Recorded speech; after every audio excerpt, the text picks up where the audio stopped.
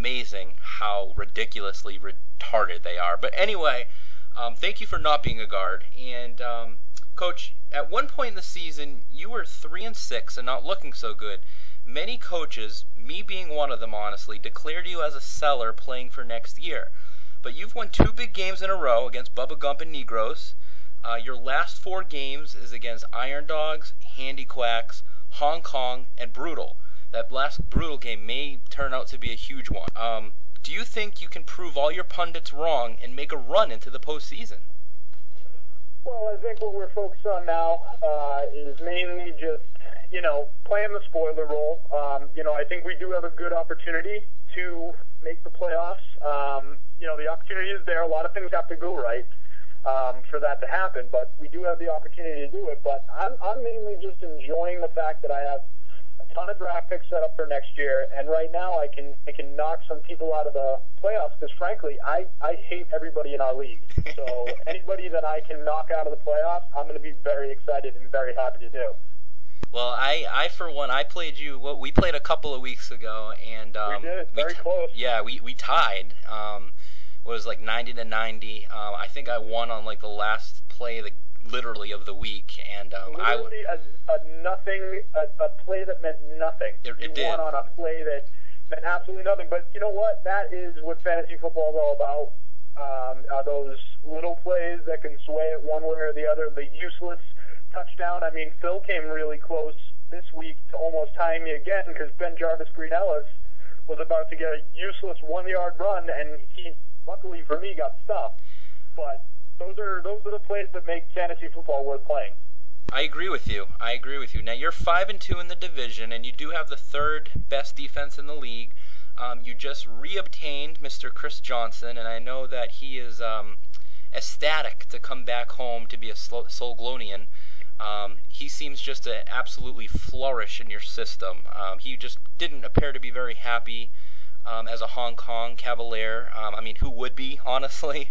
What is it about Chris Johnson that, just tell us more about this player, because he seems to just perform great whenever he's on your team. Well, I think that we just understand each other, and, I know where he's coming from.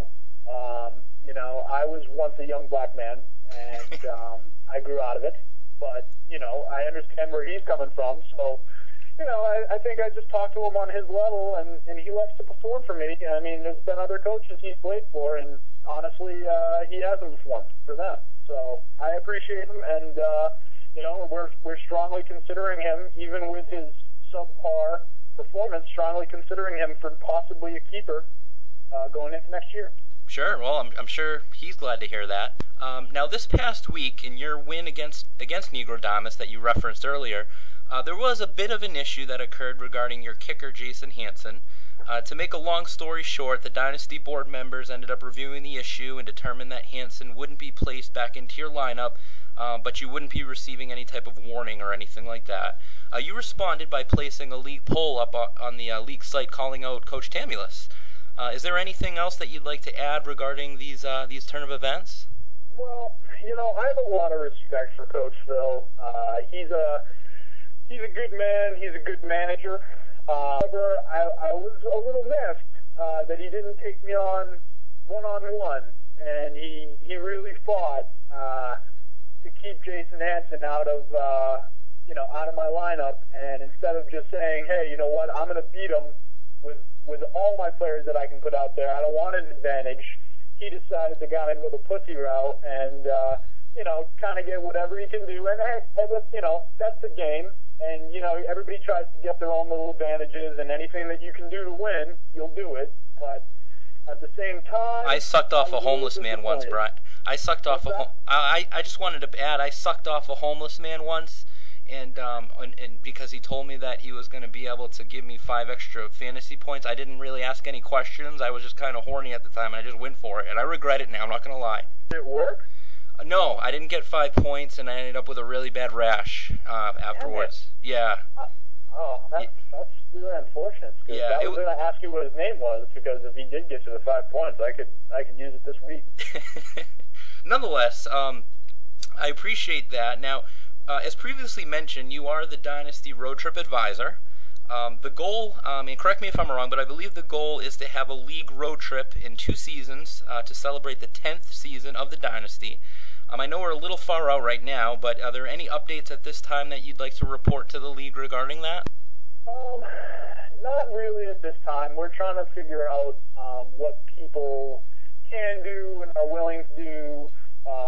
Obviously, we'd like to make it, somewhere that would be maybe like, we have a couple different ways that we can go about it. We can go to, Buffalo if we were looking for something that's, sort of cheap and, we can all drive there and it's not that far and, people wouldn't have to take vacation time. And then, there's the other possibility of maybe going somewhere, like Florida, Miami, and checking something like that out. But it all depends on what people are willing to do and how far people are able to go. Everybody has lives, even though Johnny C doesn't understand that with his stupid rant about people not, what the hell's wrong with us. Easy answer, Johnny C. We all have fucking lives, okay? We all do stuff outside of fantasy football, and we appreciate what Scoop does, but things come up called life. You should look into it. Well, I for one am definitely looking forward to for that road trip. Whatever way we go, and hopefully it will kind of spur up things that we can do. I mean, I've kind of had in the back of my brain here that one of these years we should go to Vegas for our draft and hire like strippers and like Stacy Keibler as like the draft round girl and just kind of do something like that. Obviously that may be a little bit more fictional than realistic, but I'm 100% down for that. Sounds wonderful, and I will start putting that together as we speak. Excellent. Now, back in Dynasty 6, near and dear to your heart, I'm sure, you reached the peak of the mountain by winning the championship. I did. I pissed all over everyone. You did. You're now 31-25 all-time in the Dynasty, which ranks 5th out of 12.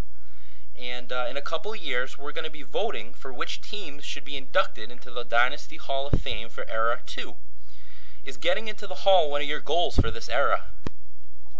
Yeah, I would say that would be important. I'm really looking for Jabbar Gaffney to get the recognition that he deserves, because he was the man who single-handedly stopped Bubba Gump Shrimp from gaining his first championship. Yeah, that was crazy. Jabbar Gaffney went off that one game. He only had like 20 or 30 fantasy points. He won Dynasty Bowl MVP, and he's on your team now, and he's doing pretty good. He's another Soglonian that just seems to absolutely flourish in your system.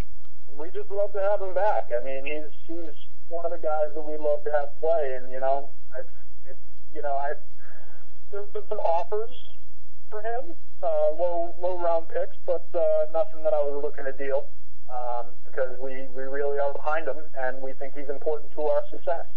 Well, that's good to hear.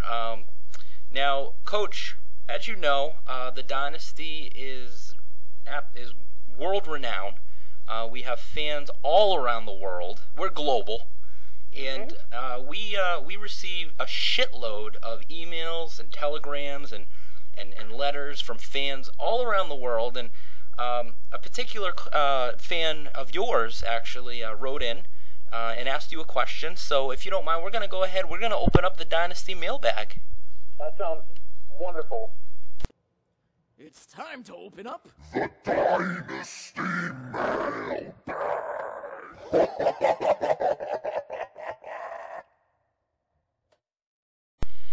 Quote, Bubba Palucha from a dark alley in Riverdale writes in, and I quote, Dear Coach, what happened to us? We had something special. Our souls were one and the sex was spectacular. And then all of a sudden you stopped returning my phone calls and you mailed back my engagement ring. My heart is crushed. Again I ask, what happened to us? Well, I can't be 100% sure of who wrote that letter, because I had so many back alley dealings with men. So it's hard to say who that actually might be. I can only assume, I'll narrow it down to 2 people. And if I had to say what went wrong, I would say it was mainly I couldn't be with someone who fell. And, I need someone with a good vocabulary, somebody who